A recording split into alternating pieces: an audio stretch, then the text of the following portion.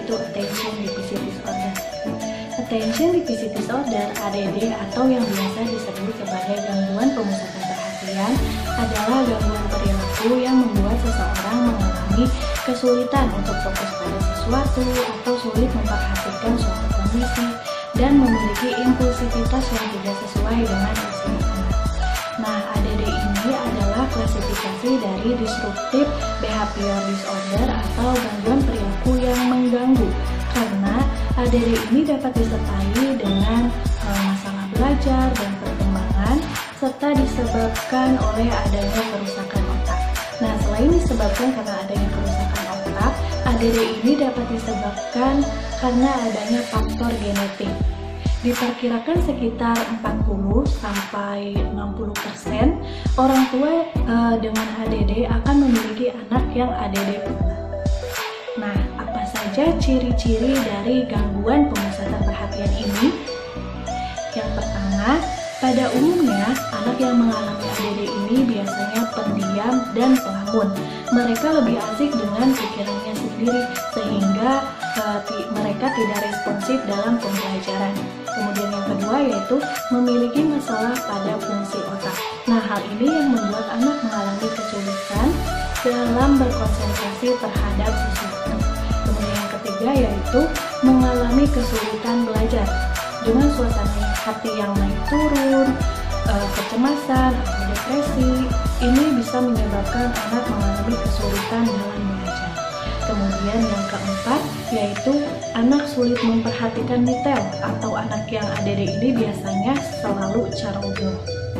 Kemudian yang kelima yaitu anak mudah teralihkan perhatiannya. Dan yang terakhir, anak yang mengalami ADD ini seringkali menghindar atau tidak menyukai tugas yang membutuhkan fokus yang berkepanjangan.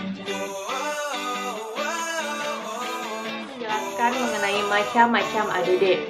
Macam-macam dari gangguan ADD terbagi menjadi 3. Yang pertama yaitu berdasarkan intensitasnya, yang kedua berdasarkan cara munculnya perhatian, dan yang ketiga yaitu berdasarkan luasnya objek yang dikenai perhatian. ADD berdasarkan intensitasnya yaitu banyak sedikitnya kesadaran yang menyertai suatu aktivitas. Semakin banyak kesadaran yang menyertai suatu aktivitas, maka perhatian tersebut semakin intensif. Sebaliknya, semakin sedikit kesadaran yang menyertai suatu aktivitas, maka perhatian tersebut tidaklah intensif. Selanjutnya, ADD berdasarkan cara munculnya perhatian dibedakan menjadi 2, yaitu perhatian spontan dan perhatian sekehendak atau disengaja. Pada kenyataannya, perhatian spontan cenderung bertahan lebih lama dan lebih intensif dibandingkan dengan perhatian yang sekehendak. Terakhir yaitu ADD berdasarkan luasnya objek yang dikenai perhatian. Nah, pada ADD macam ini ada 3 jenis gangguan yang dikenal. Yang pertama yaitu distrabilitas. Distrabilitas merupakan ketidakmampuan untuk mengarahkan perhatian dirinya. Perhatian anak mudah sekali teralihkan oleh rangsang atau stimulus yang tidak berarti. Nah, gangguan kedua yaitu aporeksia. Aporeksia merupakan ketidaksanggupan memperhatikan secara tekun dalam waktu singkat terhadap suatu situasi. Dengan tidak memperhatikan situasi tersebut sangatlah penting atau berarti. Sementara itu, gangguan yang terakhir yaitu gangguan ketiga adalah hiperproteksia. Hiperproteksia adalah konsentrasi yang berlebih-lebihan terhadap suatu hal, sehingga persepsi terhadap hal tersebut menjadi sangatlah sempit. Penanganan ADHD atau Attention Deficit Disorder yang sering disebut gangguan pemusatan perhatian, susahnya seseorang untuk memfokuskan perhatiannya menyebabkan proses belajarnya terganggu. Hal ini dapat diatasi dengan beberapa cara, sebagai usaha untuk membantu membiasakan anak agar tetap fokus terhadap sesuatu yang sedang berlangsung. Contohnya dalam proses belajar mengajar, ada dua cara yang memberikan penanganan pada anak yang mengalami ADHD ini. Yang pertama dengan terapi obat atau dengan non-obat-obatan. Nah, untuk obat-obatan digunakan dalam membantu anak-anak untuk lebih tenang.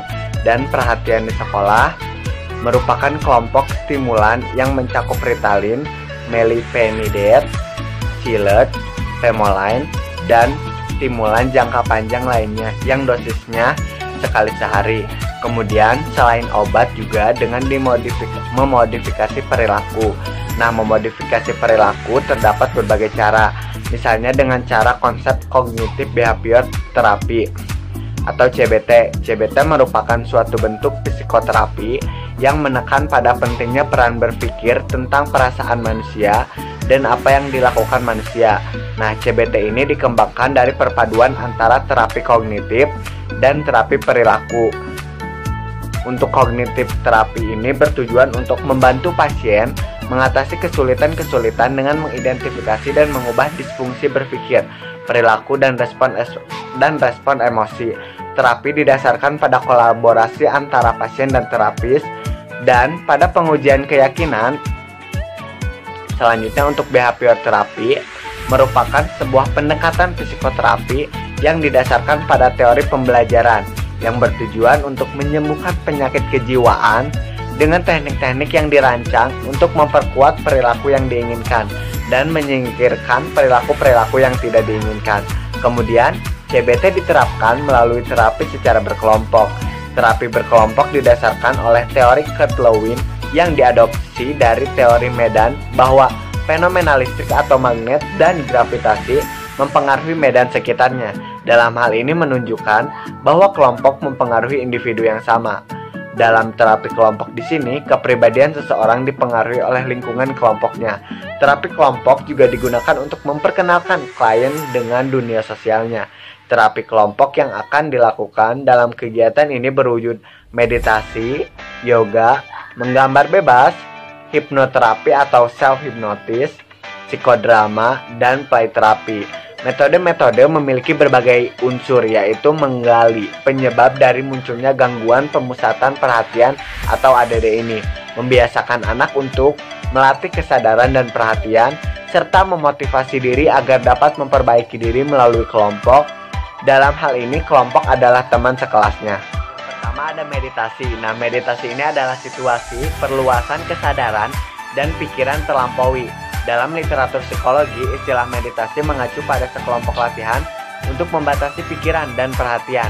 Nah, meditasi ini merupakan teknik atau metode latihan yang digunakan untuk melatih perhatian untuk dapat meningkatkan taraf kesadaran yang selanjutnya dapat membawa proses-proses mental lebih terkontrol secara sadar. Nah, untuk tujuan akhir dari praktek meditasi ini yaitu pertama, agar seseorang dapat memiliki perkembangan insight yang paling dalam tentang proses mental di dalam dirinya, insight kesadaran, identitas, dan realitas. Kedua, agar seseorang memperoleh perkembangan kesejahteraan psikologis dan kesadaran secara optimal. Di dalam meditasi terdapat unsur ketenangan. Ketenangan selama berlatih meditasi diperoleh melalui proses penarikan indera yang sangat penting dalam ilmu meditasi. Duduk diam, tak bergerak dengan tangan dilipat di pangkuan atau diletakkan di atas paha. Kaki terlipat, mata tertutup dengan membayangkan berada di suatu lingkungan yang damai dan tenang. Penarikan indera dilakukan dengan menggunakan sugesti bahwa Anda tidak dapat melihat, tidak merasa, tidak meraba, tidak mencium atau memberikan respon terhadap sesuatu yang berasal dari luar. Maka semua indera dan kegiatan tubuh dimatikan dan pikiran ditarik dari luar. Kemudian untuk menenangkan pikiran yang berkeliaran dan memasuki keadaan mental yang tenang, bernapaslah diafragmatis secara dalam dan halus perlahan, dan berkonsentrasi pada kedamaian di dalam batin Anda. Pernapasan yang dilakukan secara dalam akan menghasilkan ketenangan dalam pikiran, memberikan energi vital yang sangat besar terhadap tubuh sehingga dapat memasuki tingkat kesadaran yang lebih tinggi. Kedua ada yoga. Yoga adalah salah satu keyakinan filsafat hidup yang dilatar belakangi oleh ilmu pengetahuan tentang seni pernapasan, anatomi tubuh manusia, pengetahuan tentang bagaimana cara mengatur pernapasan yang disertai senam atau gerakan anggota badan, bagaimana cara melatih konsentrasi, menyatukan pikiran, dan lain sebagainya. Pada gerakan yoga sendiri terdapat latihan pengembangan mental perhatian. Gerakan-gerakan yoga yang dilakukan dengan perlahan dan berulang membiasakan perilaku yoga mempertahankan lama perhatian terhadap suatu kegiatan yang dilakukan. Karena seseorang yang mampu mempertahankan perhatiannya dengan baik akan mempengaruhi kekuatan daya ingatnya, dan itu sebagai kunci kesuksesan seseorang, khususnya dalam penanganan ADD ini. Yang ketiga ada menggambar bebas.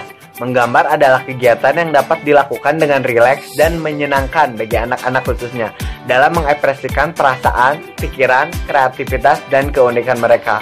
Menggambar merupakan jalan keluar bagi anak-anak dalam mengekspresikan pikiran dan perasaan positif dan negatif tentang diri mereka sendiri, keluarga, ataupun dunia mereka.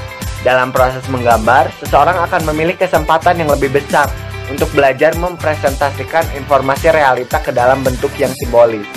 Keempat ada self-hypnosis. Beberapa ahli memaparkan definisi dari hipnotis ini. Menurut Dave Elman salah satunya, hipnotis adalah penggunaan sugesti, baik secara langsung maupun tak langsung, untuk menginduksi kondisi sugestibilitas yang lebih baik.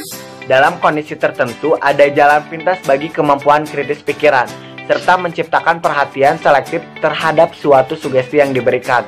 Orang tersebut dapat juga mempelajari hipnotis diri sendiri atau self-hypnosis ini, yang merupakan tindakan untuk mengatur prosedur hipnotis atas kemauan orang tersebut. Jika subjek berespon terhadap sugesti hipnotis ini, umumnya menandakan bahwa hipnotis telah berhasil dilakukan.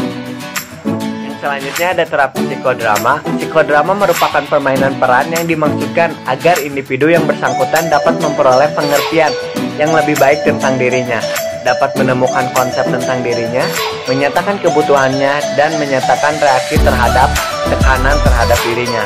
Pada analisis transaksional ini, mendorong orang-orang untuk mengenali dan memahami perwakilan egonya. Alasan adalah dengan mengakui ketiga perwakilan ego itu, orang-orang bisa membebaskan diri dari putusan-putusan anak yang telah usang dan dari pesan-pesan orang tua yang irasional yang menyulitkan kehidupan mereka.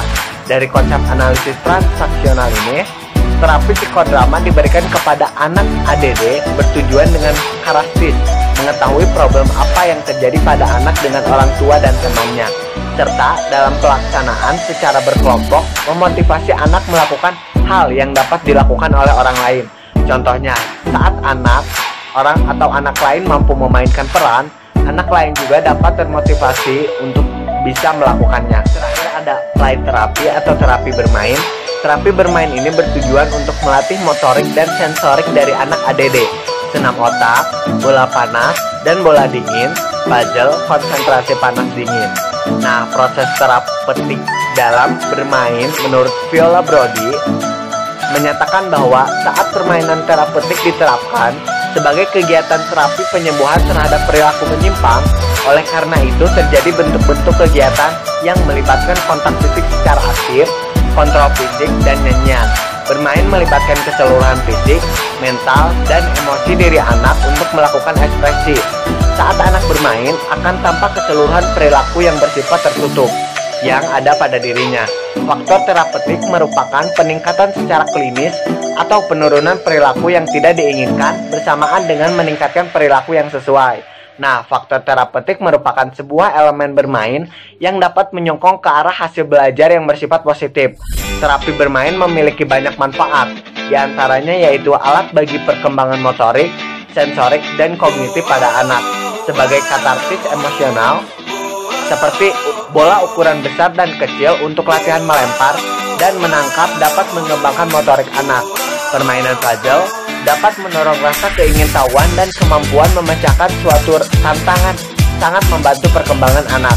Tantangan dan rasa keingintahuan dapat dalam permainan untuk berpikir, memecahkan suatu masalah, dan mempunyai kemandirian. Sejauh mana dampak ke-6 terapi ditentukan dengan asesmen.